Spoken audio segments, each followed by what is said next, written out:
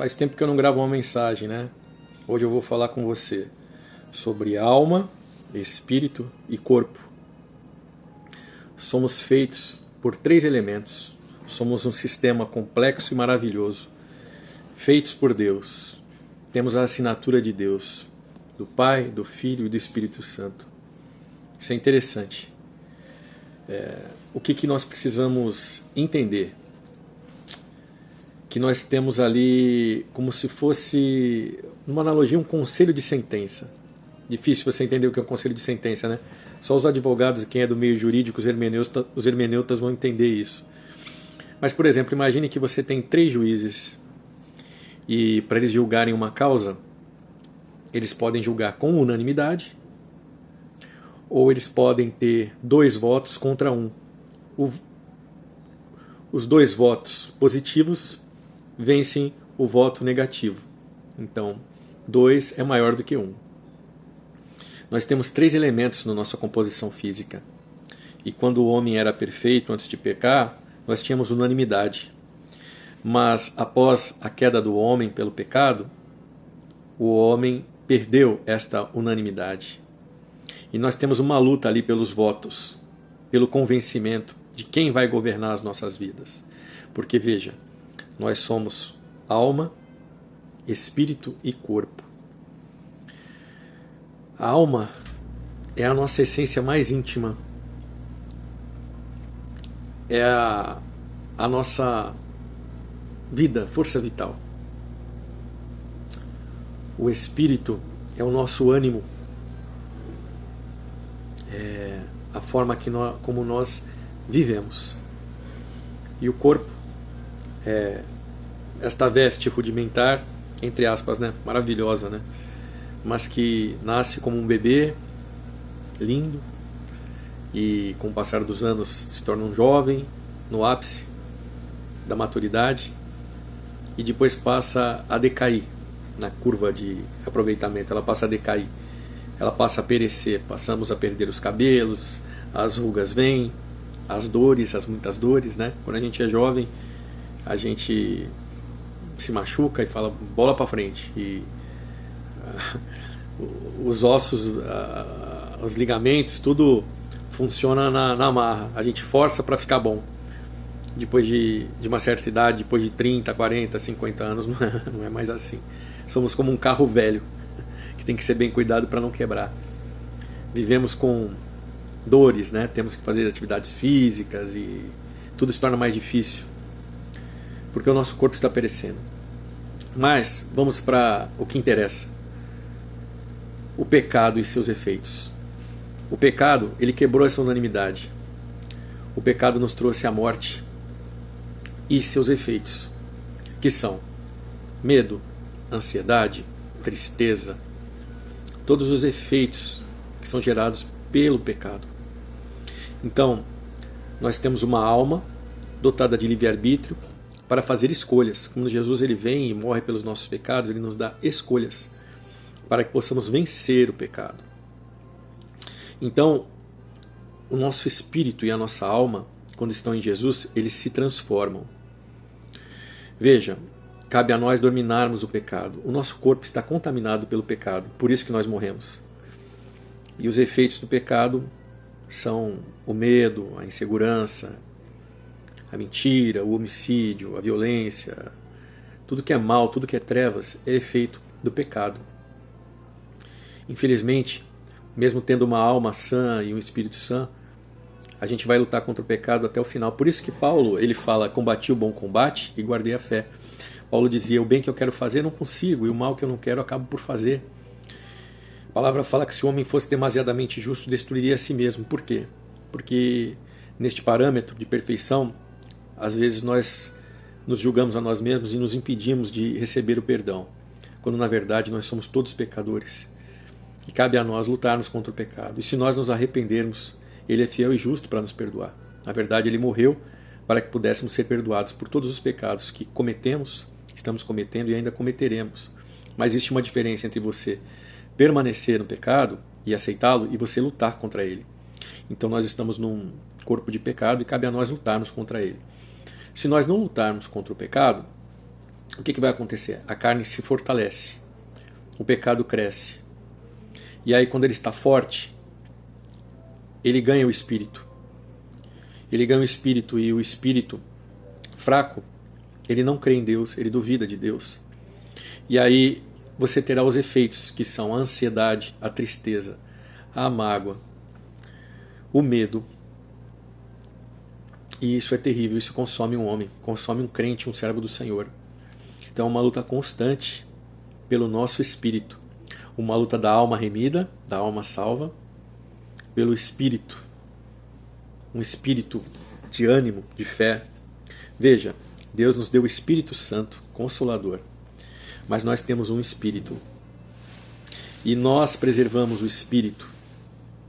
Cabe a nós fortalecermos a nossa alma com a palavra de Deus, para que o nosso espírito tenha fé em Deus, e aí, unindo alma e espírito, possam vencer a carne, os desejos da carne, que são homicídio, adultério, mentira, porfia, ciúmes, vaidade, medo, ansiedade, ganância, tudo que é mal, tudo que é trevas, tudo que é morte, o pecado e os seus efeitos. Mas quando nós escolhemos a Deus, quando a nossa alma ela está forte, o nosso espírito ele transforma por meio do Espírito Santo. E nós temos um esconderijo no Altíssimo Deus, que é o Senhor Jesus, o nosso refúgio, a nossa fortaleza. Nós somos fracos, somos pecadores, mas Ele é forte, Ele é Deus forte. Conselheiro, Príncipe da Paz, Pai da Eternidade, maravilhoso. E na palavra dEle, nós temos tudo. Nós temos a base, aqui está o nosso esconderijo, na palavra de Deus. Independente da situação, da doença, da profundidade, da altura, de onde quer que você esteja. Se você crê em Deus, se a tua alma e o teu espírito estão em Deus, tudo você pode naquele que te fortalece. Você não vai perecer pelos efeitos do pecado. Tudo é uma luta da alma contra a carne. Nós lutamos pelo espírito, o nosso ânimo de crer ou não em Deus. A luta pelo crer. Todo aquele que crê será salvo, mas o que não crê já está condenado. Então, nós temos que lutar contra o pecado. E como é que nós lutamos contra o pecado? Fortalecendo as nossas almas aqui. Este é o alimento. A palavra de Deus é o alimento para a alma, para fortalecer a alma, para fortalecer a nossa fé, firmar os nossos passos. A palavra diz: lâmpada para os meus pés é a palavra de Deus e luz para o meu caminho. O conselho de Deus está aqui revelado. Muitas vezes você pensa assim: mas eu preciso ouvir um dom espiritual. Meu irmão, dons espirituais são uma bênção, sim, mas podem não ser do Senhor. Como é que você vai discernir? O que você precisa está revelado na palavra. Tudo está aqui. Tudo que eu citei aqui para você é a palavra de Deus. Isso fortalece. Você não precisa se nortear por dons, até porque a palavra fala que havendo dons cessarão. Em Coríntios está escrito na palavra: havendo dons cessarão, havendo línguas cessarão, mas o amor jamais cessará. Porque aqui ensina quem é o amor de Deus revelado, que é Jesus.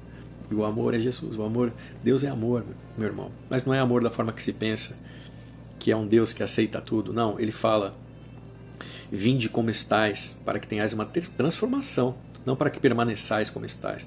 Então, você vem como está e continua um pecador que anda e abraça o pecado e fortalece o pecado e continua na morte com o espírito cheio de medo, angústias? Não. É um espírito transformado por uma alma remida. Nós chegamos doentes do pecado na presença do Senhor, como estamos, e Ele nos transforma, porque nós passamos a ter discernimento, que é o 7º dom espiritual, que vem por meio daqui, pela palavra de Deus. A fé vem pelo ouvir e pelo falar da palavra de Deus. E nós passamos a lutar contra o pecado. Deixamos de ser escravos do pecado para sermos livres. A palavra diz que deu a todos que os receberam, a saber, o Filho de Deus, Jesus, nosso Senhor, o poder de serem feitos filhos de Deus.